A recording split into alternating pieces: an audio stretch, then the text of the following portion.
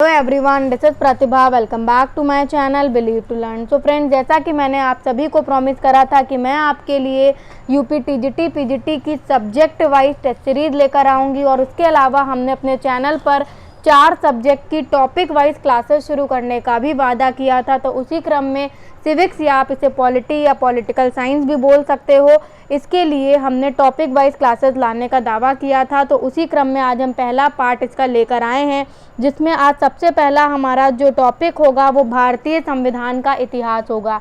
जब भी हम कोई चीज़ पढ़ते हैं तो उसमें उसके इतिहास को जब हम जानते हैं तो चीज़ों को याद रखने में हमें ज़्यादा आसानी होती है और हम बेहतर ढंग से उसे याद रख पाते हैं और एग्ज़ाम में बेहतर परफॉर्मेंस दे पाते हैं।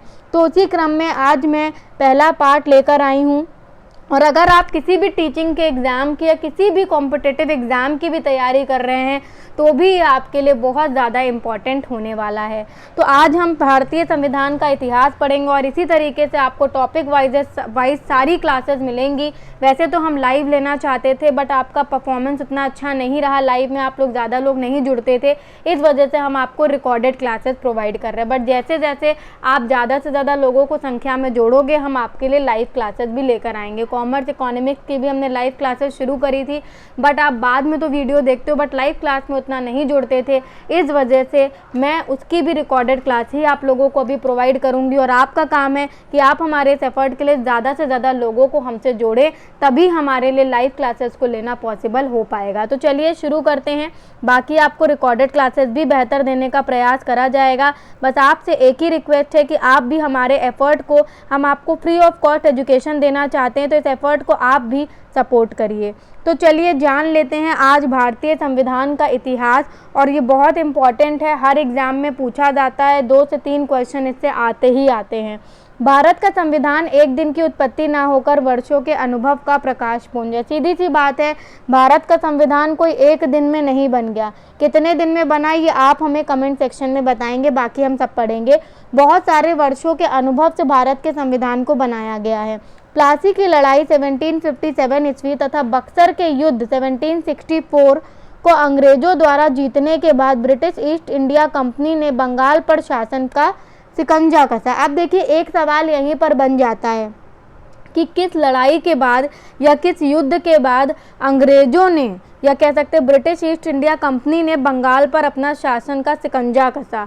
तो सीधी सी बात है, जो प्लासी की लड़ाई हुई 1757 ईस्वी में और जो बक्सर का युद्ध हुआ 1764 ईस्वी में, उसके बाद जब अंग्रेजों ने उसे जीत लिया तो उसके बाद ब्रिटिश ईस्ट इंडिया कंपनी जो है उसने बंगाल पर अपना शासन का शिकंजा कसा। और सबसे पहले अगर हम बात करें तो 1600 ईस्वी में जो हमारी जो ये ब्रिटिश ईस्ट इंडिया कंपनी थी, वो यहाँ पर एक तरीके से व्यापार करने के उद्देश्य से आई थी, एक व्यापारिक निकाय बनकर वो आई थी। फिर बात करते हैं, इसी शासन को अपने प्रति अनुकूल बनाए रखने के लिए समय समय पर कई एक्ट पारित किए गए जो भारतीय संविधान के विकास में के सोपान बने। अब देखिए, इसी शासन को अपने प्रतिकूल, ताकि ब्रिटिश गवर्नमेंट अपने प्रतिकूल इसे बनाए रखे, उसके लिए उन्होंने समय समय पर बहुत सारे एक्ट पारित करे जो भारतीय संविधान के विकास के सोपान बने।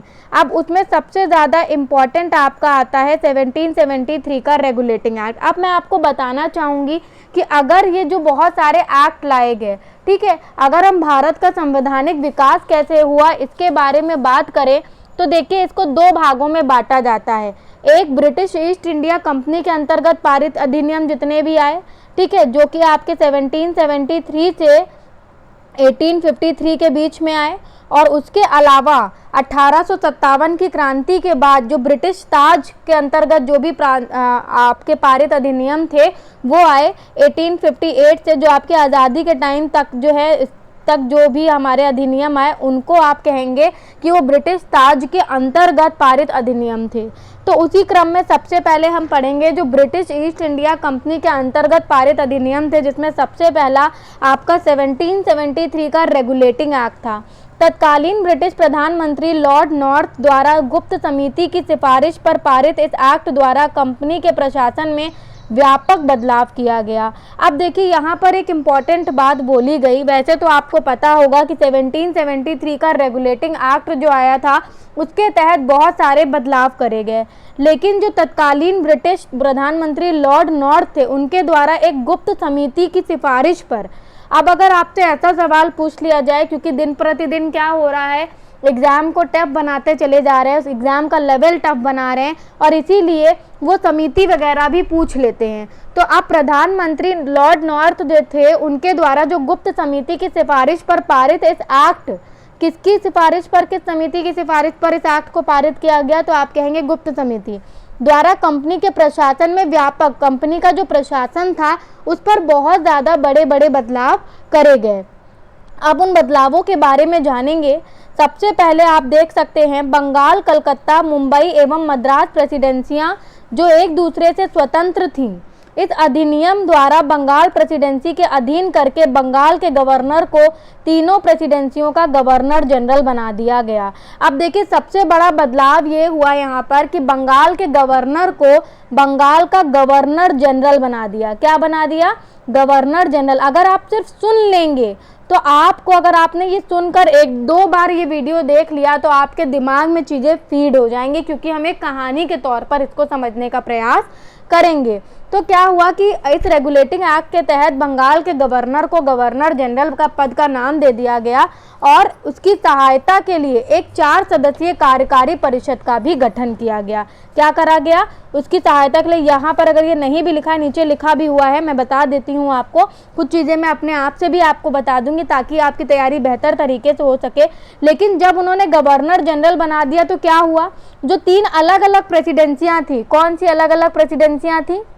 आपकी मद्रास की, ठीक है, आपकी मद्रास हो गई और आपका बॉम्बे हो गया, बम्बई हो गया, ठीक है। तो ये 3 जो अलग अलग प्रेसिडेंसियाँ थी, मतलब बम्बई, आपका मद्रास और आपका बंगाल, ये अलग अलग प्रेसिडेंसियाँ थी। लेकिन जब गवर्नर को गवर्नर जनरल बना दिया गया तो क्या हुआ, ये तीनों प्रेसिडेंसियाँ का क्या हो गया, ये बंगाल का जो गवर्नर था वो तीनों प्रेसिडेंसियों का गवर्नर जनरल बना दिया गया और जो अलग अलग प्रेसिडेंसियाँ थी वो अधीन हो गई। जो हमारी मद्रास और बम्बई के गवर्नर जनरल थे वो बंगाल के गवर्नर जनरल के क्या हो गए, अधीन हो गए। तो ये एक इम्पॉर्टेंट बात थी। अब बात करते हैं, नेक्स्ट आपका पॉइंट आपके सामने है। 1774 ईस्वी में कलकत्ता में 4 सदस्यीय एक सर्वोच्च न्यायालय की स्थापना भी करी गई। देखिए हमने आपको पहले ही बताया कि 4 सदस्यीय कार्यकारी परिषद का गठन किया गया, उसके अलावा एक सर्वोच्च न्यायालय की स्थापना करी गई जिसमें मुख्य न्यायाधीश सर एलिजा एम्पे तथा अन्य न्यायाधीश चैम्बर्स, लिमेंस्टर, आपके हाइट नियुक्त किए गए। आप देखिए ये तो अक्सर बताया जाता है कि जो आपका 4 सदस्यीय कार्यकारी परिषद का निर्माण करा गया उसमें आपका मुख्य न्यायाधीश और आपके अन्य न्यायाधीश होते थे, लेकिन ये नहीं बताया जाएगा कि कौन होते थे। तो ये भी कभी कभी पूछ लिया जाता था। तो मुख्य न्यायाधीश कौन थे? सर एलिजा एम्पे, और आपके जो अन्य न्यायाधीश थे उनमें से चैम्बर्स थे, लिमेंस्टर थे और आपके हाइड नियुक्त किए गए। कंपनी के शासन पर संसदीय नियंत्रण स्थापित किया गया। अब देखिए क्या हुआ कि कंपनी का जो शासन था उसमें संसदीय नियंत्रण जो है वो स्थापित कर लिया गया। आगे बात करते हैं। अब देखिए यहाँ पर बोर्ड ऑफ डायरेक्टर की कार्यविधि 1 वर्ष के स्थान पर 4 वर्ष कर दिया गया। अब देखिए आपने सुना होगा, ये तो आपने सुना होगा कि कंपनी के जो भी काम थे, जो भी प्रशासन था, ठीक है, ब्रिटिश सरकार ने कोर्ट ऑफ डायरेक्टर यानी कि कंपनी की गवर्निंग बॉडी के माध्यम से कंपनी पर क्या किया, नियंत्रण स्थापित करा। मतलब जितने भी राजस्व, नागरिक और सैन्य मामले थे उनकी जानकारी सरकार को देना आवश्यक कर दिया।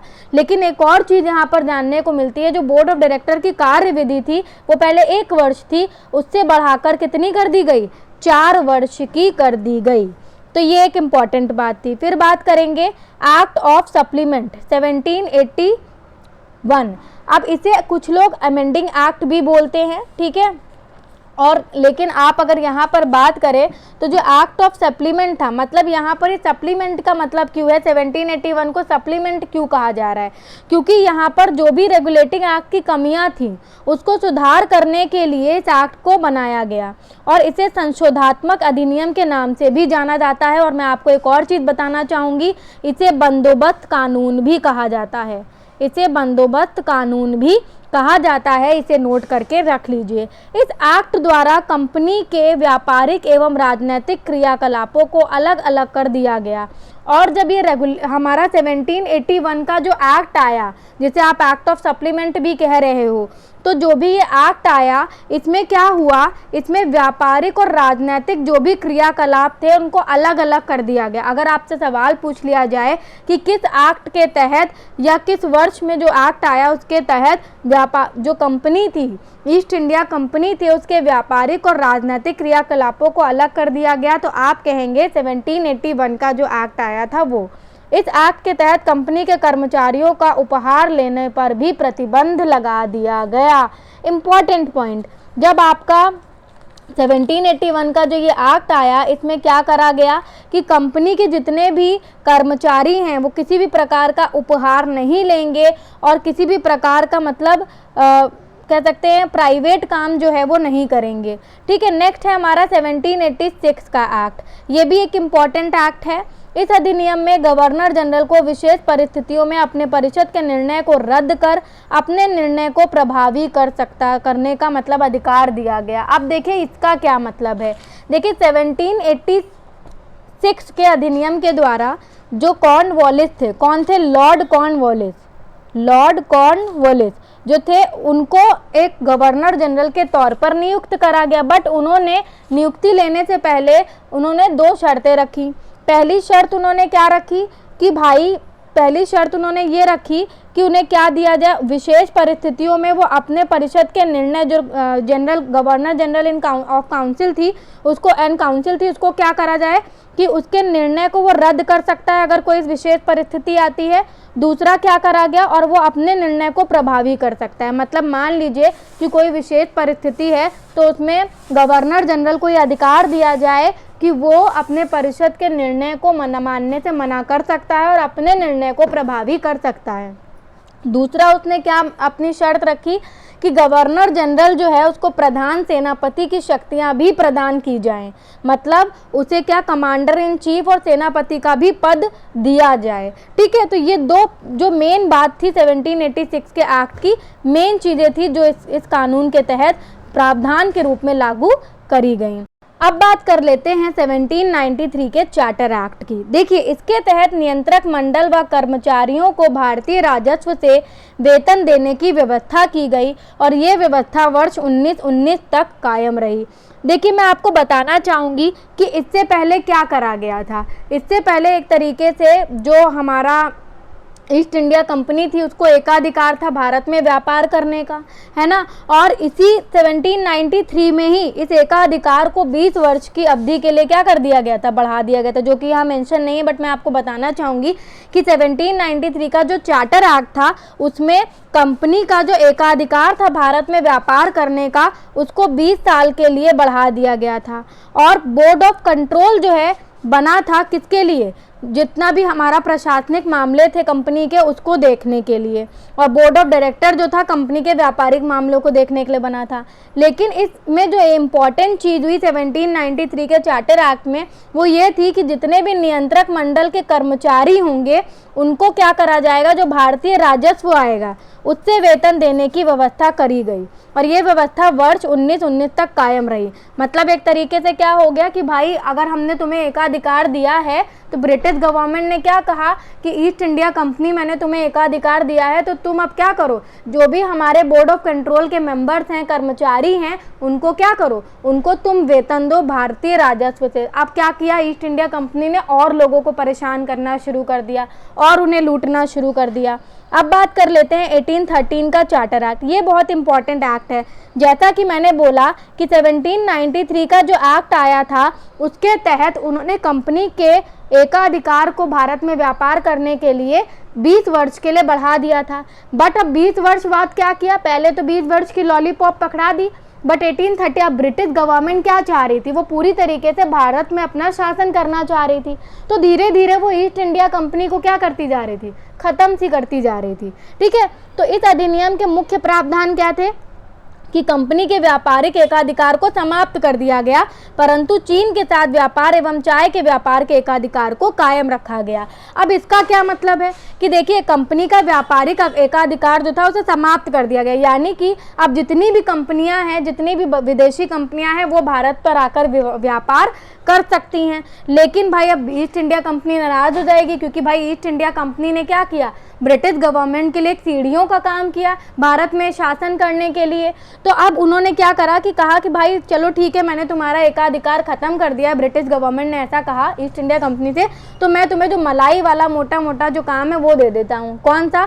चीन के साथ व्यापार और चाय का जो व्यापार था उसका एकाधिकार बनाए रखा। ठीक है, कहा कि भाई ये इसका एकाधिकार तुम्हारा ही होगा, इसके साथ व्यापार, इसका व्यापार तुम ही कर पाओगे भारत में, और कोई नहीं कर पाएगा।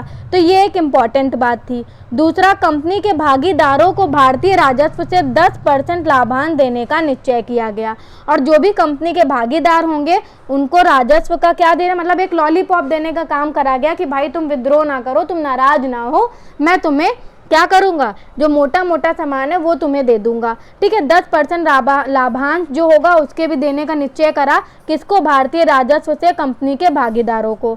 आगे बात करेंगे भारतीयों की शिक्षा एवं अब देखिए भाई, ब्रिटिश गवर्नमेंट के हिसाब से उनकी अंग्रेजी जो है वही एक भाषा है, हिंदी कोई भाषा नहीं है। तो भारतीयों की शिक्षा एवं साहित्य में सुधार एवं पुनरुत्थान के लिए प्रति वर्ष 1 लाख रुपए खर्च करने का भी प्रावधान किया। और यहाँ पर सबसे इम्पोर्टेंट कि उन्होंने ईसाई मिशनरियों को भारत में धर्म प्रचार करने की अनुमति प्रदान की। धर्म प्रचार किस प्रकार का? कि वो ईसाई धर्म का प्रचार प्रसार करे, वो यहाँ पर बताएं कि तुम्हारे धर्म में कुछ भी नहीं रखा है, ईसाई धर्म देखो कितना अच्छा है। उनके हिसाब से लैंग्वेज जो थी वो भी अच्छी नहीं थी, जो उनकी लैंग्वेज है वो सबसे बेस्ट है।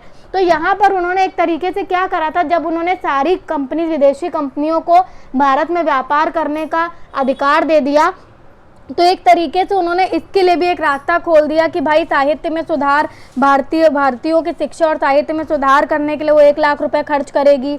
उसके अलावा ईसाई मिशनरियों को भी भारत में धर्म प्रचार की अनुमति दे दी कि वो भी यहाँ आकर ईसाई धर्म का प्रचार प्रसार करें। अब क्या हुआ, अब 1813 के 3 से आप 1833 याद कर सकते हैं।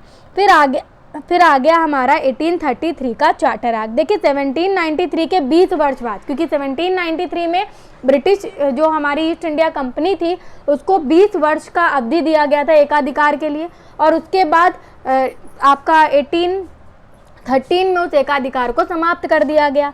अब आ गया आपका 1833 का चार्टर एक्ट। इस एक्ट के द्वारा बंगाल के गवर्नर जनरल को संपूर्ण, अब धीरे धीरे क्या कर रही है ब्रिटिश गवर्नमेंट, अपनी शक्तियों को ईस्ट इंडिया कंपनी का कह सकते हैं जो एक स्कोप है उसको क्या करती जा रही है, बढ़ाती जा रही है, और अपनी शक्तियों को भी, अपने शासन को भी धीरे धीरे वो क्या करती जा रही है, बढ़ाती जा रही है।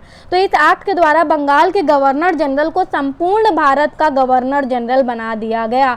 तो ये क्वेश्चन कई बार पूछा गया है कि गवर्नर जनरल को पूरे भारत का गवर्नर जनरल कब बनाया गया या किस एक्ट के तहत बनाया गया, तो आप कहेंगे कि 1833 के चार्टर एक्ट के तहत बनाया गया। इसके द्वारा कंपनी के व्यापारिक अधिकार को समाप्त कर दिया गया। अब देखिए यहाँ पर पहले क्या किया था, 1793 में पहले उन्हें क्या बोला कि भाई तुम्हारा एकाधिकार रहेगा, फिर 1813 में उन्होंने उसके एकाधिकार को समाप्त कर दिया, बट चाय और चीन के साथ व्यापार को बहाल रखा। ठीक है, और उन्हें जो भी भारतीय राजस्व होगा उसमें से 10% लाभांश देने का भी वादा किया कि जो भी कंपनी के भागीदार होंगे उनको 10% का प्रॉफिट जो है वो दिया जाएगा। अब उसके बाद 1833 का जो चार्टर एक्ट आया, इस एक्ट के तहत क्या करा गया, इस एक्ट के द्वारा कंपनी के जो भी व्यापारिक अधिकार थे उनको समाप्त कर दिया। अब उनका कोई भी ऐसा एकाधिकार जैसा कुछ भी नहीं रह गया। इस एक्ट के तहत कानूनी सलाह के लिए गवर्नर जनरल की परिषद में विधि सदस्य के रूप में चौथे सदस्य को सम्मिलित किया गया और लॉर्ड मैकाले की अध्यक्षता में प्रथम विधि आयोग का गठन किया गया। अब इस एक्ट के तहत एक और चीज़ इंपॉर्टेंट हुई कि कानूनी सलाह के लिए गवर्नर जनरल की परिषद में एक विधि सदस्य के रूप में चौथे सदस्य को भी जोड़ा गया, सम्मिलित किया गया। पहले केवल 4 सदस्यीय परिषद थी, अब उसके बाद जो अलग गवर्नर जनरल के अलावा जो 3 और सदस्य थे उसमें क्या करा गया, उसमें चौथे सदस्य को जोड़ा गया, जिसमें सबसे पहले लॉर्ड मैकाले की अध्यक्षता में प्रथम विधि आयोग का गठन किया गया। नेक्स्ट है आपका, भारत में 1833 के चार्टर एक्ट के तहत दास प्रथा को कानून के विरुद्ध कर दिया गया तथा 1853 में इसका अंत कर दिया गया। तो भारत में 1833 के चार्टर एक्ट के तहत क्या करा गया, जो दास प्रथा थी उसको कानून के लॉ के विरुद्ध कर दिया और उसके 10 साल बाद इसका अंत कर दिया गया। फिर बात करेंगे, इस चार्टर एक्ट में भारत के संविधान के निर्माण का आपको आंशिक स्वरूप जो है वो देखने को मिलता है। अब एक इम्पॉर्टेंट चीज़ जो यहाँ पर मेंशन नहीं है, जो मैं आपको बताना चाहूँगी, जैसा कि आपने देखा कि भारत का गवर्नर जनरल मतलब बंगाल का गवर्नर जनरल भारत का गवर्नर जनरल बना दिया गया। तो ऐसे पहले कौन व्यक्ति थे जो भारत के पहले गवर्नर जनरल बने? यहाँ पर किसकी बात हो रही है? यहाँ पर व्यक्ति की बात हो रही है कि कौन भारत के गवर्नर जनरल बने, बंगाल के गवर्नर जनरल की बात नहीं हो रही है। तो पहले कौन बने? आपके Lord William Bentinck. Lord William Bentinck जो हैं वो आपके भारत के पहले क्या बने? भारत के पहले गवर्नर जनरल बने। और अगर बंगाल के पहले गवर्नर जनरल की बात करी जाए तो वो आपके वॉरेन हेस्टिंग्स बने हैं। ठीक है, तो ये चीज़ आपको याद रखनी है, कहीं नोट करके लिख लेनी है। और इन्हीं के द्वारा जो दास प्रथा थी उसको समाप्त करा गया है। ठीक है, आगे बात करेंगे 1853 के चार्टर एक्ट की। इस एक्ट के तहत विधायी कार्य को प्रशासनिक कार्य से अलग कर दिया गया। अब आपके जो विधायी कार्य थे और जो प्रशासनिक कार्य थे उनको एक दूसरे से अलग कर दिया गया और विधि निर्माण के लिए भारत के लिए एक अलग विधान परिषद की भी स्थापना करी गई, जिसमें कुल 12 सदस्य थे। तो ये भी एक इम्पॉर्टेंट बात थी। कंपनी के कर्मचारियों की भर्ती के लिए नामजदगी के स्थान पर प्रतियोगी परीक्षाओं को आधार बनाया गया। अब यहाँ पर क्या करा गया कि जो आप सिविल सेवकों की भर्ती वगैरह का एग्जाम देते हैं तो सिविल सेवकों की भर्ती एवं चयन की हेतु खुली प्रतियोगिता का शुभारंभ इसी एक्ट के तहत किया गया। तो ये भी एक इम्पॉर्टेंट पॉइंट था आप सभी लोगों के लिए। अब देख लेते हैं, आप देख सकते हैं निदेशक मंडल के सदस्यों की संख्या 24 से घटाकर 18 कर दी गई और यह एक्ट भारतीय ब्रिटिश कालीन शासन अंतिम चार्टर था। अब ये जो भारतीय ब्रिटिश कालीन शासन था उसका अंतिम चार्टर था, क्योंकि उसके बाद 1857 में जो क्रांति हुई तो उसके तहत जो ब्रिटिश गवर्नमेंट थी वो समझ गई कि अब इनडायरेक्टली शासन करना सही नहीं होगा, अब हमें क्या करना पड़ेगा, अब हमें सत्ता अपने हाथ में लेनी पड़ेगी। और वही उन्होंने किया। क्या करा? इस अधिनियम के तहत भारत में कंपनी का जो शासन था उसको समाप्त करके ब्रिटिश क्राउन के हाथ में सौंप दिया। क्या करा? उसे ब्रिटिश क्राउन के हाथ में सौंप दिया और बोर्ड ऑफ डायरेक्टर एवं बोर्ड ऑफ कंट्रोल को समाप्त कर दिया। बहुत इंपॉर्टेंट बात थी कि यहाँ पर 1858 का जो भारत सरकार अधिनियम आया उसके तहत बोर्ड ऑफ डायरेक्टर और बोर्ड ऑफ कंट्रोल को भी समाप्त कर दिया गया। फिर बात करेंगे भारत में शासन को संचालित करने के लिए भारत को आप देखिए एक और चीज हुई 1858 के भारत सरकार अधिनियम में। भारत में शासन को सही से चलाने के लिए भारत के राज्य सचिव की नियुक्ति करी गई और जिसकी सहायता के लिए 15 सदस्यीय भारत परिषद का गठन किया गया था। इस अधिनियम द्वारा भारत के गवर्नर जनरल का नाम बदलकर वायसरॉय कर दिया। अब देखिए 1833 में क्या हुआ था, गवर्नर जनरल को भारत का गवर्नर जनरल बना दिया और जो पहले हमारे भारत के गवर्नर जनरल बने वो लॉर्ड विलियम बेंटिक बने। अगर बंगाल के गवर्नर जनरल पूछे जाएं तो आपके वॉरेन हेस्टिंग्स बने। अब यहाँ पर क्या करा गया 1858 वाले में, इसमें ये करा गया कि भारत के गवर्नर जनरल का नाम बदलकर वायसरॉय कर दिया गया। क्या कर दिया गया? वायसरॉय कर दिया गया।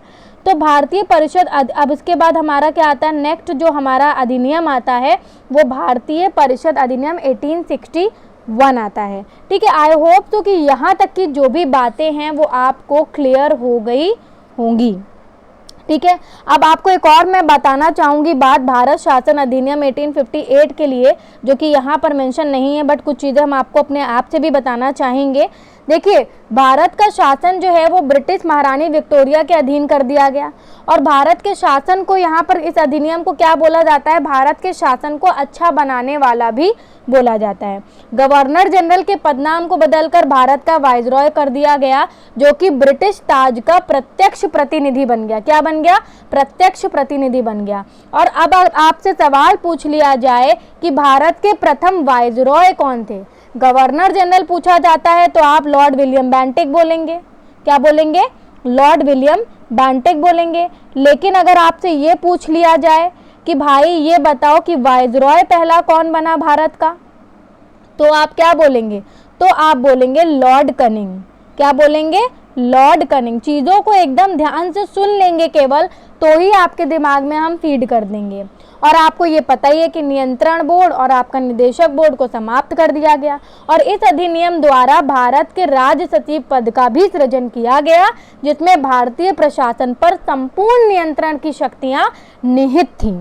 तो ये सारी चीज़ें हमने यहाँ पर भारत सरकार अधिनियम 1858 में देख ली। जो इम्पोर्टेंट बातें नहीं भी मेंशन थी वो भी मैंने आपको बता दी। तो आप केवल सही से सुन भी लेंगे तो भी आपको बहुत फ़ायदा मिलेगा। अब बात करेंगे भारतीय परिषद अधिनियम 1861 की। इसी अधिनियम के तहत भारत में संवैधानिक विकास उद्भव हुआ। अब जो ये अधिनियम आया, इसके तहत एक कह सकते हैं कि भारत में संवैधानिक विकास आना जो है वो शुरू हो गया। इस अधिनियम द्वारा वाइसरॉय लॉर्ड कनिंग ने भारत में विभागीय प्रणाली की शुरुआत करी। अब इन्होंने यहाँ पर क्या करा? एक विभागीय प्रणाली की शुरुआत करी। देखिए, कानून बनाने की प्रक्रिया में भारतीय प्रतिनिधियों को शामिल करने की भी शुरुआत हुई। इस अधिनियम द्वारा मद्रास एवं बम्बई प्रेसिडेंसियों को पुनः विधायी शक्तियाँ जो हैं देकर विकेंद्रीकरण की प्रक्रिया की शुरुआत की गई, क्योंकि अब 1857 की क्रांति के बाद जो ब्रिटिश गवर्नमेंट थी वो समझ चुकी थी कि अब इतना ज़्यादा आसान नहीं है भारतीयों को बेवकूफ़ बनाना। तो अब हमें जिस तरीके से उन्होंने धीरे धीरे ईस्ट इंडिया कंपनी को ख़त्म कर दिया, इस तरीके से उन्होंने क्या सोचा कि भाई अब भारतीयों को भी अगर हमें अपने कब्जे में लेना है या उन पर शासन करना है तो उनके लिए पहले कुछ काम जो हैं वो करने पड़ेंगे। तो इस अधिनियम द्वारा उन्होंने क्या करा? भारतीय प्रतिनिधियों को भी शामिल करने की शुरुआत कर दी कानून बनाने की प्रक्रिया में। और अधिनियम द्वारा मद्रास और बम्बई की प्रेसिडेंसियां, जिनसे जो विधायी शक्तियां थी, छीन ली गई थी। गवर्नर जनरल के उन्हें अधीन कर दिया गया था, उसे उसका पुनः से विकेंद्रीकरण किया गया और उनको फिर से विधायी शक्तियाँ जो हैं वो 1861 के भारत परिषद अधिनियम के तहत दी गई। ठीक है, तो ये एक इम्पॉर्टेंट बात थी, इसीलिए बोला गया कि इस अधिनियम द्वारा वाइसरॉय लॉर्ड कैनिंग ने भारत में विभागीय प्रणाली की शुरुआत करी। आगे बात करेंगे, इसके द्वारा भारत में मंत्रिमंडलीय व्यवस्था की नींव पड़ी और गवर्नर जनरल को अध्यादेश जारी करने का अधिकार प्रदान किया गया। बहुत इंपॉर्टेंट कि भारत में मंत्रिमंडलीय व्यवस्था की नींव पड़ गई, मंत्रिमंडल वगैरह बनना शुरू हो गए और गवर्नर जनरल को अध्यादेश जारी करने का भी अधिकार प्रदान कर दिया गया। अगर आपने सिविक्स पढ़ी होगी, पॉलिटी पढ़ी होगी, तो आपको पता होगा कि अनुच्छेद 123 के तहत हमारा जो राष्ट्रपति है उसको अध्यादेश जारी करने का अधिकार है। मतलब अगर मान लीजिए कि जो संसद है हमारी, वो अगर सत्र में ना हो तो उस केस में वो अध्यादेश जारी कर सकता है, लेकिन केवल उसकी अवधि 6 महीने तक की होती है। अगर 6 महीने के बाद भी वो पार्लियामेंट के सत्र में आने के बाद अगर वो पारित नहीं किया जाता है तो उसे इलीगल तो नहीं मानेंगे, तो उसको मतलब ख़त्म कर दिया जाएगा, उसकी कोई वैल्यू नहीं रह जाएगी। ठीक है, तो इसके द्वारा भारत में मंत्रिमंडलीय व्यवस्था की नींव पड़ी इस अधिनियम के द्वारा और गवर्नर जनरल को अध्यादेश जारी करने का अधिकार किस अधिनियम के द्वारा पड़ा? 1861 के अधिनियम द्वारा अधिकार मिला। 1861 के अधिनियम द्वारा प्रांतीय विधायिका तथा देश के शासन में विकेंद्रीकरण की नींव पड़ी। तो अगर हम बताएं कि 1857 की क्रांति के बाद विकेंद्रीकरण की नींव किस अधिनियम के तहत पड़ी, तो 1861। तो इसी प्रकार से आपको क्वेश्चन बनाने, जैसे कि मैंने प्रीवियस वीडियो में बोला कि आपको मॉडल टेस्ट सीरीज सॉल्व करनी है, मॉडल क्वेश्चन बनाने हैं, तो वो इसी तरीके के बनते हैं कि भाई इतना कुछ आपने पढ़ा तो इसमें कैसे क्वेश्चन पूछे जा सकते हैं। एक क्वेश्चन तो आपका यही बन गया कि आपका किस अधिनियम के द्वारा प्रांतीय विधायिका तथा देश के शासन के विकेंद्रीकरण की नींव पड़ी, तो आप कहेंगे 1861 के अधिनियम द्वारा।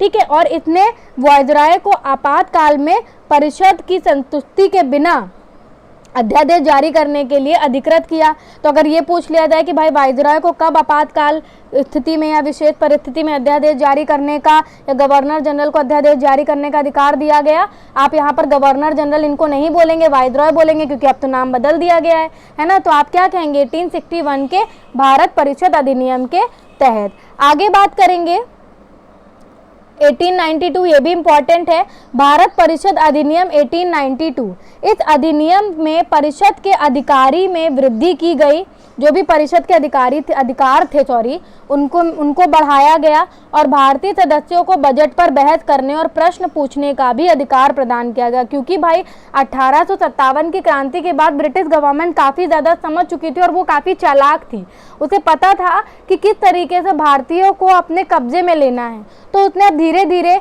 भारतीयों का भी जो पार्टिसिपेशन है वो बढ़ाना शुरू करा और इस अधिनियम में परिषद के अधिकारों में भी वृद्धि करी और भारतीय सदस्यों को बजट पर भी बहस करने और प्रश्न पूछने का अधिकार प्रदान किया गया।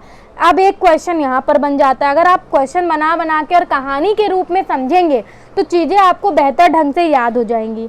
तो भारतीय सदस्यों को बजट पर बहस करने का और प्रश्न पूछने का अधिकार किस अधिनियम के तहत प्रदान किया गया, तो आप कहेंगे भारत परिषद अधिनियम 1892 के माध्यम से ये काम करा गया। लेकिन मतदान या अनुपूरक प्रश्न पूछने का अधिकार नहीं था, लेकिन यहाँ एक अधिकार नहीं दिया गया, मतदान और अनुपूरक प्रश्न पूछने का अधिकार नहीं दिया गया। अब प्रत्यक्ष चुनाव प्रणाली की शुरुआत हुई। अब अगर आपसे पूछा जाए कि अप्रत्यक्ष चुनाव प्रणाली की शुरुआत किस अधिनियम के तहत हुई, तो आपके भारत परिषद अधिनियम 1892 के तहत अप्रत्यक्ष चुनाव प्रणाली की शुरुआत हुई, जो कि निर्वाचन पद्धति का आरंभ किया जाना इस अधिनियम की प्रमुख विशेषता थी। और जो यहाँ पर जो निर्वाचन पद्धति का आरंभ हुआ, ये इस अधिनियम की एक बहुत ज़्यादा इम्पॉर्टेंट विशेषता थी कि यहाँ पर एक अप्रत्यक्ष चुनाव प्रणाली की शुरुआत हुई और जो निर्वाचन पद्धति थी वही आरंभ करना ही इस अधिनियम को सबसे ज़्यादा इम्पॉर्टेंट बनाती है। अब बात करेंगे भारत परिषद अधिनियम 1909। ये सभी इम्पॉर्टेंट है क्योंकि भारतीय संविधान का जो इतिहास है वो आपसे उससे 2-3 क्वेश्चन अक्सर फंस जाते हैं, तो इसको आपको इग्नोर नहीं करना है, चाहे आप टीजीटी के हों, चाहे आप पीजीटी के हों या किसी भी एग्ज़ाम के हों। भारत परिषद अधिनियम 1909 ईस्वी के भारत शासन अधिनियम को भारत सचिव और वायसरॉय के नाम पर मॉर्ले मिंटो सुधार भी कहा जाता है। इसका उद्देश्य उदारवादियों को संतुष्ट करने के लिए किया गया था। अब यहाँ पर जो भारत सचिव थे, ठीक है, जो आपका ये भारत परिषद अधिनियम है 1909, इसमें इसका नाम क्या पड़ा, मॉर्ले मिंटो सुधार, और ये किसके नाम पर पड़ा, भारत के सचिव और वायसरॉय के नाम पर पड़ा जो उस टाइम पर थे। और इसका उद्देश्य था कि जितने भी उदारवादी हैं उनको संतुष्ट करने के लिए करा गया, ठीक है। और यहाँ से उन्होंने मुसलमानों, हिंदुओं और जो हमारे देश में विविधताएं हैं उसका इस्तेमाल करके, उसका गलत उपयोग करके बांटना शुरू कर दिया देश को। क्या कर दिया, बांटना शुरू कर दिया। इस अधिनियम द्वारा भारतीयों को विधि निर्माण तथा प्रशासन दोनों में प्रतिनिधित्व भी प्रदान किया गया और इस अधिनियम ने केंद्रीय तथा प्रांतीय विधायी शक्तियों को भी बढ़ा दिया और परिषद के सदस्यों को बजट की विवेचना करने और उस पर प्रश्न पूछने का भी अधिकार दिया गया, ठीक है। लेकिन एक जो इम्पॉर्टेंट बात है, यहाँ पर सांप्रदायिक निर्वाचन की शुरुआत हुई और भारत में सांप्रदायिक निर्वाचन का जनक किसे कहा जाता है, जैसे आप यहाँ पर देख सकते हैं, क्यों कह रहे हैं कि सांप्रदायिक निर्वाचन की शुरुआत हुई, क्योंकि मुसलमानों के लिए पृथक मताधिकार दिया गया कि मुसलमान को वोट करेंगे और पृथक निर्वाचन क्षेत्रों की स्थापना करी गई अलग अलग, और प्रांतीय विधान परिषदों की संख्या में वृद्धि करी गई, वो मैंने आपको पहले ही बता दिया है। तो ये एक इम्पॉर्टेंट था, इसका इम्पॉर्टेंट चीज़ थी 1909 की कि इन्होंने क्या करा, भारत को बांटना शुरू कर दिया। कैसे बांटना शुरू करा, सांप्रदायिक निर्वाचन के रूप में, ठीक है, कि भाई मुसलमान को वोट करेगा, हिंदू को वोट करेगा, इस तरीके से। और यहाँ सबसे पहले मुसलमानों के लिए करा गया कि मुसलमानों के लिए पृथक मताधिकार और पृथक निर्वाचन क्षेत्रों की स्थापना की गई, ठीक है। और पृथक निर्वाचन के आधार पर मुस्लिमों के लिए सांप्रदायिक प्रतिनिधित्व का प्रावधान किया गया। अब इसका मतलब क्या है कि मुस्लिम सदस्यों का चुनाव मुस्लिम मतदाता ही करेंगे और यहीं से इन्होंने भारत को डिवाइड करना शुरू कर दिया। और आपको मैं बताना चाहूँगी, जो सचिव थे, सचिव कौन थे, सचिव आपके मार्ले थे और आपके जो मिंटो थे वो क्या थे उस समय, वायसरॉय थे, ठीक है। और सांप्रदायिक निर्वाचन के जनक किसको कहा जाता है, तो वो मिंटो को कहा जाता है, क्योंकि इन्होंने ही शुरुआत करी इसकी, ओके। आगे बात कर लेते हैं, भारतीयों को विधि निर्माण तथा प्रशासन दोनों में प्रतिनिधित्व प्रदान किया गया, मैंने पहले ही बता दिया। और केंद्रीय, ये सब मैं आपको ऑलरेडी बोल चुकी हूँ, आप देख भी सकते हैं, ठीक है। तो केंद्रीय और प्रांतीय विधान परिषदों की शक्तियों में भी वृद्धि करते हुए सदस्यों को बजट की विवेचना करने, मैंने पहले ही बता दिया आपको, लोकहित के विषयों पर चर्चा करने और अनुपूरक प्रश्न पूछने का अधिकार प्रदान किया गया। अब 1861 में क्या किया गया था, अनुपूरक प्रश्न पूछने का अधिकार नहीं दिया गया था, लेकिन जब 1909 का आपका 1892 में आपको नहीं दिया गया था अनुपूरक प्रश्न पूछने का। 1892 में आपको अधिकार तो दिया गया कि आप बजट पर बहस करें, बट ये अधिकार नहीं दिया गया भारतीयों को कि अनुपूरक प्रश्न पूछें। बट जब 1909 में मॉर्ले मिंटो सुधार आया तो उसमें अनुपूरक प्रश्न पूछने का भी अधिकार दे दिया गया। परंतु, एक और परंतु, यहाँ किंतु परंतु ब्रिटिश गवर्नमेंट ने बहुत करा, ठीक है, परंतु बजट पर मतदान का अधिकार नहीं था। ये एक इम्पॉर्टेंट बात है। इस परिषद में सर्वप्रथम 2 भारतीय, केसी गुप्ता और सैयद हुसैन बिलग्रामी को सम्मिलित किया गया। अगर आपको पूछा जाए कि परिषद में सबसे पहले कौन से 2 भारतीय सम्मिलित किए गए, तो आपके केसी गुप्ता और सैयद हुसैन बिलग्रामी को सम्मिलित किया गया। भारत सरकार अधिनियम 1919 आ जाता है इसके बाद। तो इतना आपको क्लियर हो गया होगा। आई होप सो कि आपको सारी चीज़ें बहुत अच्छे से क्लियर हो रही होंगी। नेक्स्ट आपका आ जाता है भारत सरकार अधिनियम 1919। आपको बने रहना है। अगर आप ये सोचेंगे बाद में देख लेंगे तो बाद कभी भी नहीं आएगा, ठीक है। मॉन्टेग्यू चेम्सफोर्ड सुधार, अब इसको मॉन्टेग्यू चेम्सफोर्ड सुधार के नाम से जाना जाता है 1919 वाले को, ठीक है। इसमें पहली बार उत्तरदायी शासन शब्दों का स्पष्ट प्रयोग करा गया। किसका? उत्तरदायी शासन शब्दों का स्पष्ट प्रयोग किस अधिनियम के तहत करा गया? भारत सरकार अधिनियम 1919 के तहत करा गया। और इस अधिनियम द्वारा प्रत्यक्ष चुनाव प्रणाली अपनाई गई। अब प्रत्यक्ष कब अपनाई गई थी आप कमेंट में बताएंगे। और प्रत्यक्ष चुनाव प्रणाली जो है वो भारत सरकार अधिनियम 1819 के तहत जो है वो अपनाई गई। इस एक्ट के तहत महिलाओं को भी मत, अब बहुत इंपॉर्टेंट बात कि महिलाओं को मताधिकार दिया गया कब, किस एक्ट के तहत? तो आपका जो चेम्सफोर्ड और मॉन्टेग्यू वाला एक्ट है 1919 वाला, उसके तहत आपको क्या करा गया? महिलाओं को भी मताधिकार दिया गया। और सांप्रदायिक आधार पर सिखों, आप देखिए इन्होंने धीरे धीरे क्या कर दिया, सांप्रदायिक आधार पर, क्योंकि भाई सीधी सी बात है भारत में इतनी सारी डाइवर्सिटी है तो उसका उन्होंने इस्तेमाल करना शुरू करा। डिवाइड एंड रूल वाला उन्होंने पॉलिसी अपनाई। और इस एक्ट के तहत पहले तो उन्होंने महिलाओं को मताधिकार दिया, जो कि एक अच्छी बात थी। बट सांप्रदायिक आधार पर जिस तरीके से मुस्लिमों को पहले उन्होंने दिया था, किसने? मॉर्ले मिंटो जी ने, ठीक है। उसके ही तहत क्या हुआ कि सांप्रदायिक आधार पर सिखों को भी निर्वाचन प्रणाली में शामिल कर दिया गया कि अब जो सिख हैं वो सिख को ही वोट देंगे। अब आगे बात करेंगे, केंद्र में द्विसदनीय व्यवस्था करी गई और पहला राज्य परिषद और दूसरा केंद्रीय विधानसभा का निर्माण करा गया, ठीक है। केंद्रीय विधानसभा का कार्यकाल 3 वर्ष का था, जिसे वाइसरॉय बढ़ा भी सकता था। तो यहाँ पर अगर हम एक सवाल और बन जाता है कि किस अधिनियम के तहत केंद्र में द्विसदनीय व्यवस्था सबसे पहले करी गई, तो आप कहेंगे कि कौन सा अधिनियम हो गया? ये हमारा भारत शासन अधिनियम 1990, जो कि मॉन्टेग्यू चेम्सफोर्ड सुधार के नाम से भी जाना जाता है। तो इसमें जो पहला राज्य परिषद बना और दूसरा आपका केंद्रीय विधानसभा बना, तो द्विसदनीय व्यवस्था करी गई। केंद्रीय विधानसभा का कार्यकाल 3 वर्ष का था, जिसे वाइसरॉय बढ़ा भी सकता है। तो वाइसरॉय पे अधिकार था कि वो उसे बढ़ा सकता है। और प्रांतों में द्वैध शासन की स्थापना हुई, पहला आरक्षित दूसरा हस्तांतरित। प्रांतों में भी द्वैध शासन की स्थापना हुई, पहला क्या था? आरक्षित था और दूसरा हस्तांतरित था। आरक्षित विषयों का प्रशासन गवर्नर अपने द्वारा मनोनीत पार्षदों द्वारा करता था। जो भी आरक्षित जो विषय थे उनका प्रशासन कौन? गवर्नर अपने द्वारा जो मनोनीत पार्षद होते थे उनके द्वारा करता था। और जो हस्तांतरित विषय थे उनका शासन निर्वाचित सदस्य जो द्वारा चलाया जाता था, जो उत्तरदायी थे, ठीक है, जिनका निर्वाचन होता था, ठीक है। सभी विषयों को केंद्र और प्रांतों में बांट दिया गया। अब क्या करा गया कि जितने भी विषय थे उनको केंद्र और प्रांतों में बांट दिया गया, अलग अलग सूची के रूप में उन्हें क्या कर दिया गया? बांट दिया गया। प्रांतीय विषय, स्थानीय स्वशासन, शिक्षा, चिकित्सा, भूमि, जल संभरण अकाल सहायता, कृषि व्यवस्था आदि। प्रांतीय विषय कौन कौन से थे? स्थानीय स्वशासन, आपका जो मतलब कह सकते हैं कि आपने देखा होगा कि 3 टाइप की लिस्ट होती हैं आपकी, है ना, जिसमें आपका प्रांतीय विषय आता है, केंद्रीय विषय आता है और आपका संवर्ती भी आता है। ठीक है, तो यहाँ पर स्थानीय स्वशासन, शिक्षा, चिकित्सा, भूमि, जल संग्रहण और आपका काल सहायता, कृषि व्यवस्था वगैरह प्रांतीय विषय में जोड़ा गया। जबकि आपका विदेशी मामले, रक्षा, डाक तार, सार्वजनिक ऋण आदि किसको कहाँ जोड़ दिया गया? केंद्रीय विषय में जोड़ दिया गया।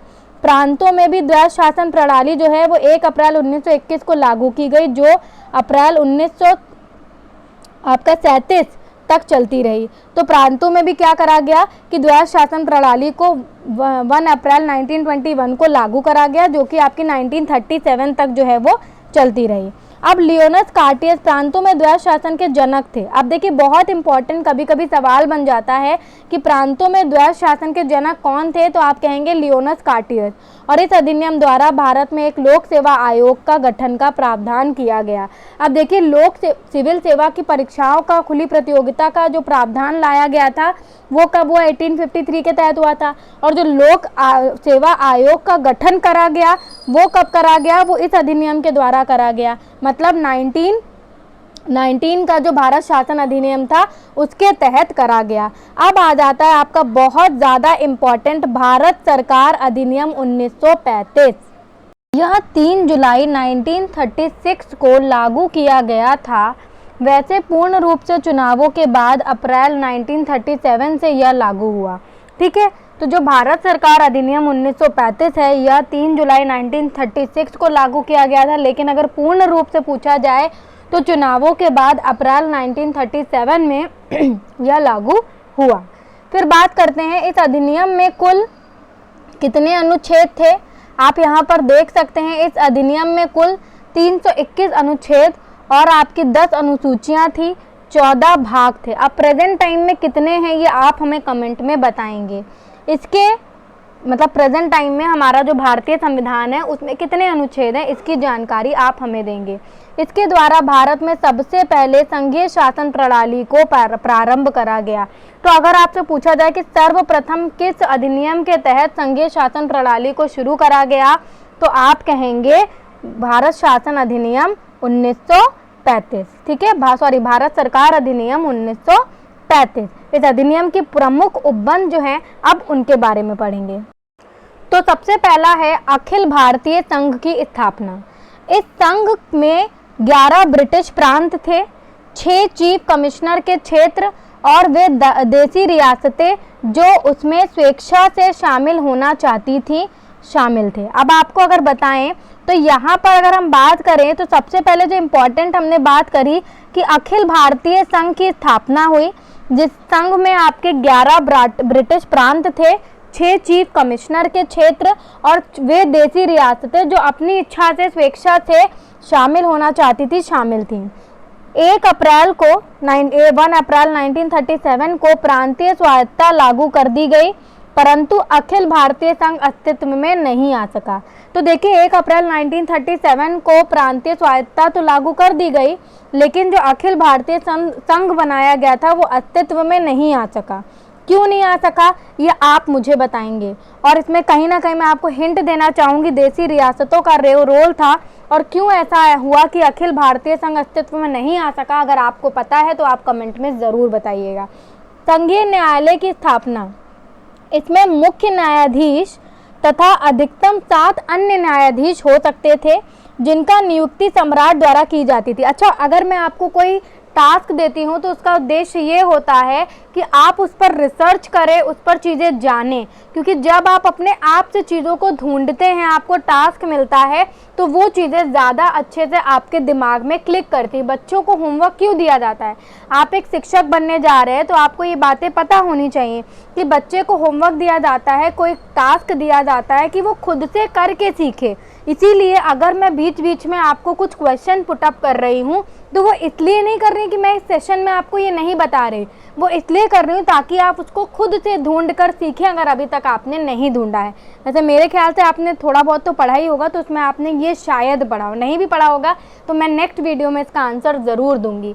ठीक है, इसमें मुख्य न्यायाधीश तथा अधिकतम 7 अन्य न्यायाधीश हो सकते थे जिनकी नियुक्ति सम्राट द्वारा की जाती। जो संघीय न्यायालय की स्थापना हुई, इसमें मुख्य न्यायाधीश और अधिकतम 7 अन्य न्यायाधीश हो सकते थे और इनकी नियुक्ति किसके द्वारा की जाती थी? सम्राट के द्वारा की जाती थी।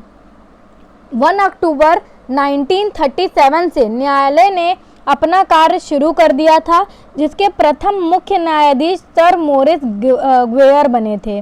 ठीक है, सर मोरिस ग्वेयर बने थे, तो ये आपको पता होना चाहिए। ओके, बहुत इंपॉर्टेंट है कि आपके जो संघीय न्यायालय की स्थापना करी गई उसमें सबसे पहले आपके प्रथम मुख्य न्यायाधीश कौन थे? तो आप कहेंगे सर मोरिस। आगे बात करेंगे, प्रांतीय स्वायत्तता इस अधिनियम की एक महत्वपूर्ण विशेषता रही। देखिए 1935 जो है अधिनियम, वो बहुत इम्पॉर्टेंट है क्योंकि बहुत ज़्यादा हमारा जो निर्माण हुआ हमारे संविधान का, उसमें बहुत ज़्यादा चीज़ें इससे ली गई हैं। ठीक है, तो इसीलिए ये बहुत ज़्यादा इम्पॉर्टेंट है। नेक्स्ट टॉपिक जो होगा वो हमारा भारतीय संविधान के निर्माण पर होगा, उस पर हम अच्छे से डिस्कशन करेंगे। आज हमने डिस्कशन किया है भारतीय संविधान के इतिहास के बारे में।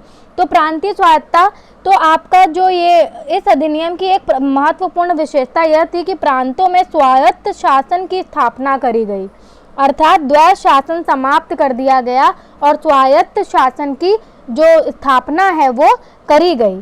ठीक है, तो ये एक इम्पॉर्टेंट बात थी इस अधिनियम की। केंद्र में द्वैध शासन की व्यवस्था थी।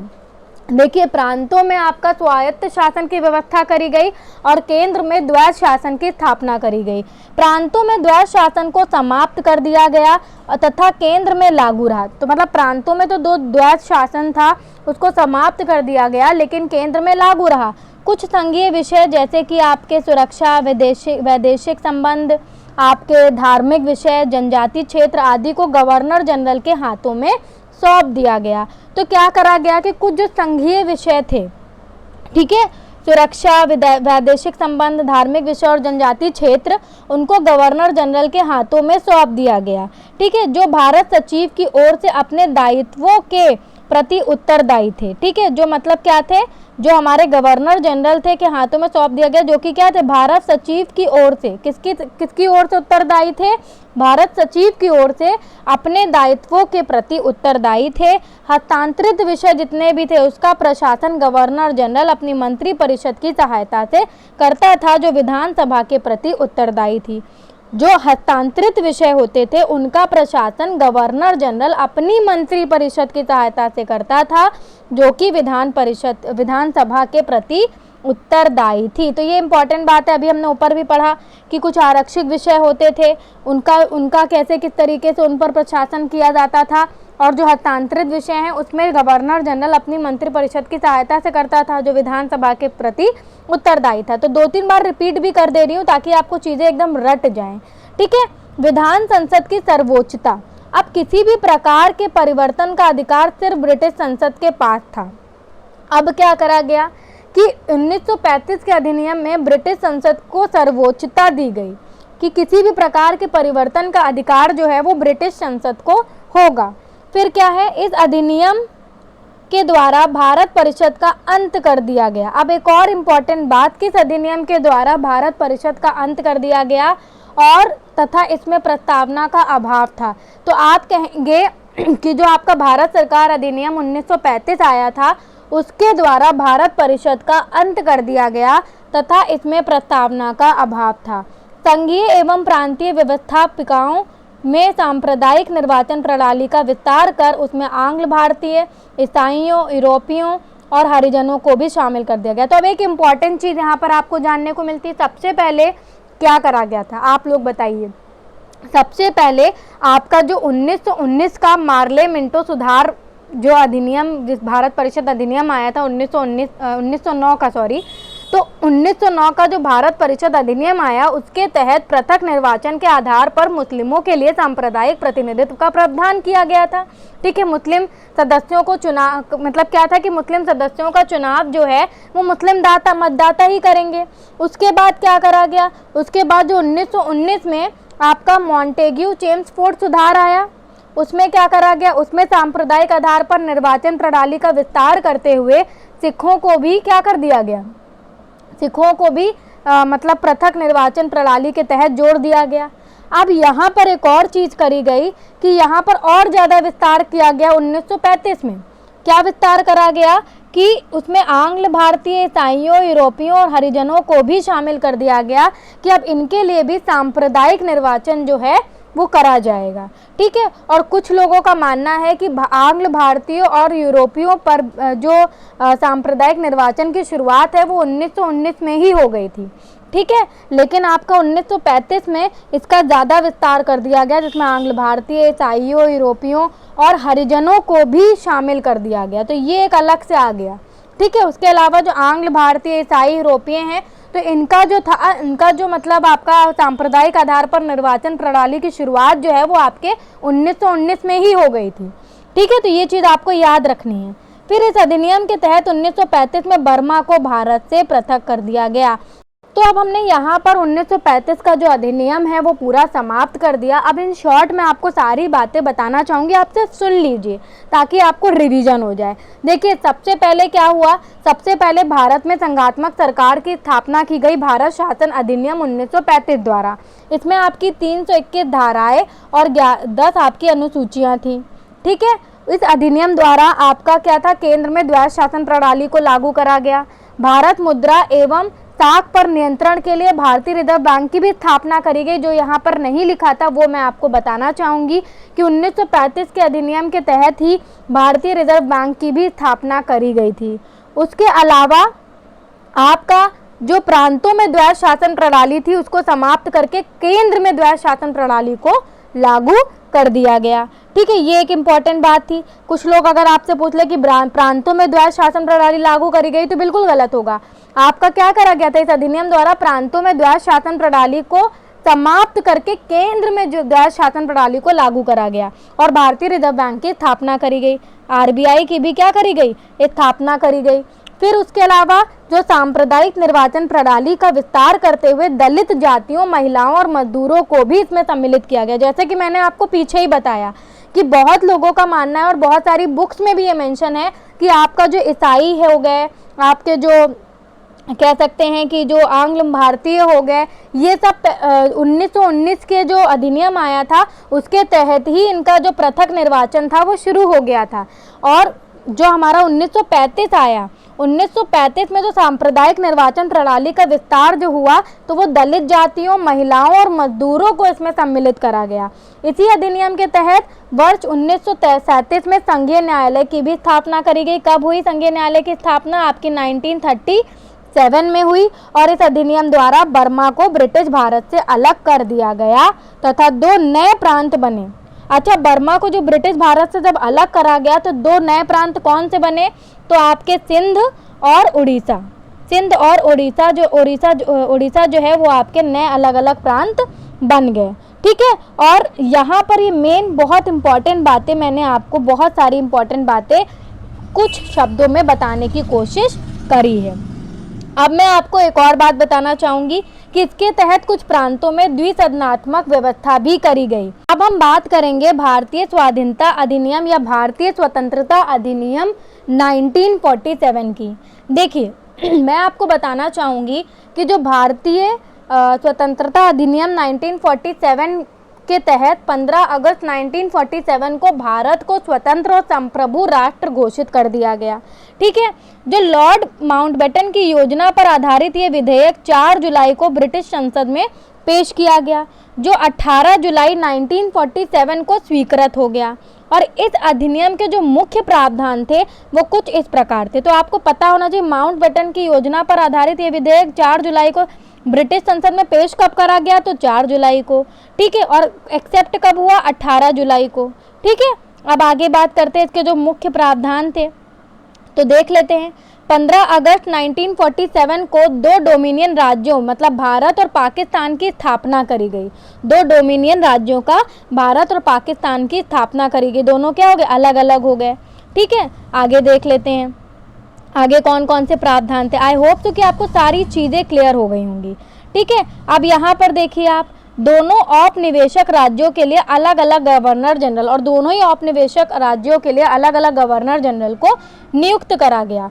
मैं आपको बताना चाहूँगी कि जो दोनों डोमिनियन राज्य थे उसमें गवर्नर जनरल का पद सृजित किया गया। ठीक है, इसने वाइसरॉय का पद समाप्त कर दिया और दोनों ही डोमिनियन राज्यों में गवर्नर जनरल का पद जो है वो सृजित किया। जब तक दोनों अधिराज्य में नए संविधान का निर्माण नहीं हो जाता तब तक राज्यों की संविधान सभाओं को अपने लिए कानून बनाने का अधिकार होगा। और एक और इसमें इम्पॉर्टेंट बात थी कि जब तक जो दो अधिराज्य बने हैं भारत और पाकिस्तान, ठीक है, ये नए संविधान का निर्माण नहीं कर लेते हैं तब तक राज्यों का जो भी राज्यों की संविधान सभा होगी वो अपने लिए कानून बना सकती है, मतलब संविधान सभा को इसका अधिकार प्राप्त होगा। तो ये एक इम्पॉर्टेंट थी। अब दूसरा क्या था कि जब तक नया संविधान निर्मित नहीं हो जाता है, ये 1947 के जो अधिनियम है भारतीय स्वतंत्रता अधिनियम उसमें दिया गया था। तो जब तक नया संविधान निर्मित नहीं हो जाता तब तक दोनों राज्यों का शासन 1935 के अधिनियम द्वारा ही चलाया जाएगा। तो ये भी एक इम्पॉर्टेंट बात है कि जब तक संविधान नहीं बन जाएगा तब तक क्या है, 1935 के जो भी अधिनियम है उनके द्वारा राज्यों का शासन जो है वो, दोनों ही राज्यों का शासन जो है वो चलाया जाएगा। ठीक है, दोनों अधिराज्यों के पास यह अधिकार सुरक्षित होगा कि वह अपनी इच्छा अनुसार राष्ट्रमंडल में बने रहें या उससे अलग रहें। और दोनों ही अधिराज्यों के पास यह अधिकार सुरक्षित होगा कि वह अपनी इच्छा अनुसार राष्ट्रमंडल में बने भी रह सकते हैं और उससे अलग भी रह सकते हैं। ठीक है, तो ये भी एक इम्पॉर्टेंट बात थी। अब एक और इम्पॉर्टेंट बात, सर रेडक्लिफ की अध्यक्षता में दोनों अधिराज्यों की सीमा का निर्धारण करने के लिए दो सीमा आयोग, पंजाब सीमा आयोग व बंगाल सीमा आयोग का गठन करा गया। तो अगर अब यहाँ से एक प्रश्न बन जाता है कि सर रेडक्लिफ की अध्यक्षता में दोनों अधिराज्यों की सीमा का निर्धारण करने के लिए कौन सी दो सीमा आयोग बनी, तो आपकी पंजाब सीमा आयोग बनी और आपकी बंगाल सीमा आयोग बनी। दूसरा एक जो प्रश्न बन जाता है कि किसकी अध्यक्षता में दो अधिराज्य जो थे भारत पाकिस्तान की सीमा का निर्धारण करने के लिए दो सीमा आयोग, पंजाब सीमा आयोग और बंगाल सीमा आयोग का गठन किया गया, तो आप कहेंगे सर रेडक्लिफ की अध्यक्षता में। तो ये इम्पॉर्टेंट था। फिर आप बात करेंगे भारतीय स्वतंत्रता अधिनियम 1947 के अनुसार क्रमशः 14 व 15 अगस्त 1947 को पाकिस्तान एवं भारत दोनों डोमिनियन राज्यों का गठन किया गया।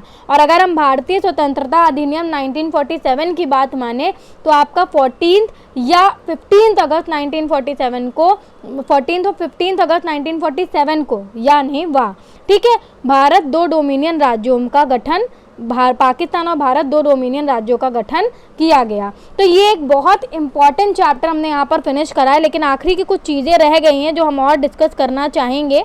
आप जो हमारी अंतरिम मंत्रिमंडल बनी थी उसमें कौन क्या था, इससे रिलेटेड भी कभी कभी सवाल पूछ लिया जाता है, तो वो भी हम एक बार ही देख लेते हैं। ठीक है, वो भी हम एक बार ही देख लेते हैं। आप देख सकते हैं यहाँ पर कि जो अंतरिम मंत्रिमंडल था, इसको मैं थोड़ा सा जूम ही कर देती हूँ ताकि आपको दिखे चीज़ें। ठीक है, तो इसमें लॉर्ड माउंटबेटन जो थे वो आपके अध्यक्ष थे, जवाहरलाल नेहरू कार्यकारी परिषद में उपाध्यक्ष थे और विदेशी मामले तथा राष्ट्रमंडल में उनका क्या थे, वो कार्यकारी परिषद में उपाध्यक्ष थे। ठीक है, फिर क्या है, वल्लभ भाई पटेल जो थे वो गृह, सूचना तथा प्रसारण, उनका मतलब कह सकते हैं कि जो भी इनकी अंतरिम मंत्रिमंडल थे क्या कार्य था इनका, तो गृह, सूचना और प्रसारण करना। दूसरा जॉन मथाई जो थे वो उद्योग और आपूर्ति से रिलेटेड थे, बलदेव सिंह रक्षा से रिलेटेड थे, सी गोपालाचारी आपके शिक्षा से रिलेटेड थे, CH भाभा जो है वो आपके कार्यखान और बंदरगाह से रिलेटेड जो थे, और राजेंद्र प्रसाद आपके खाद्य व कृषि से रिलेटेड थे, और आपके जगजीवन राम जो थे वो श्रम, आप ये अलग अलग विभाग दिए गए हैं। ठीक है, विभागों की बात करी जा रही है कि कौन किससे रिलेटेड था, तो जगजीवन राम आपके श्रम से, जबकि लियाकत अली खान आपके वित्त थे, लीग से, और जो आपके आई चुंदरीगढ़ थे वो वाणिज्य लीग से, और आपके अब्दुल रब निश्तार आपके संचार लीग से, और आपका जगेंद्र नाथ मंडल जो थे वो आपके विधि लीक से और गजानफर अली खान आपके स्वास्थ्य। तो ये सब आपको याद नहीं रखने हैं, आप सिर्फ एक बार देख लीजिए, कभी कभी मैचिंग करने के लिए आ जाता है, बहुत इंपॉर्टेंट नहीं था ये, बट स्टिल मैंने आपके सामने पढ़ दिया ताकि आपको सारी चीज़ें क्लियर हो जाए। तो यहाँ पर हमने भारतीय संविधान का जो इतिहास था उसे ख़त्म कर लिया, क्योंकि जब भी हम कोई चीज़ पढ़ते हैं और अगर हमें उसे लंबे समय तक याद रखना है तो उसके इतिहास से हम वाकिफ़ होने चाहिए। और उसी क्रम में आज मैंने ये पहला पॉलिटिकल साइंस, आप इसे बोल सकते हो, पॉलिटी बोल सकते हो, सिविक्स बोल सकते हो, बहुत इंपॉर्टेंट पहला पार्ट मैंने आपके सामने रखा है। एंड आई होप सो कि आपको ये पसंद आया होगा। तो इसे पसंद आया हो तो प्लीज़ इसे शेयर करें ताकि हम लोग भी मोटिवेट हों आपके लिए ज़्यादा से ज़्यादा वीडियोस बनाने के लिए। हम आपके लिए टॉपिक वाइज बेहतर क्लासेस लाना चाहते थे लाइव भी, बट आप लोग ज़्यादा संख्या में नहीं जुड़ते हैं और इसीलिए हम ज़्यादा लाइव क्लासेस आपके लिए नहीं ला पा रहे हैं। तो आई होप सो कि आपको वीडियो पसंद आया होगा। पसंद आया हो तो इसे लाइक और शेयर ज़रूर करें और चैनल को सब्सक्राइब करें और बेल आइकन को भी प्रेस करें, क्योंकि अब आपको डेली बेसिस पर पॉलिटी की भी जो आपकी टॉपिक वाइज क्लासेस हैं वो देखने को मिलेंगी। नमस्कार।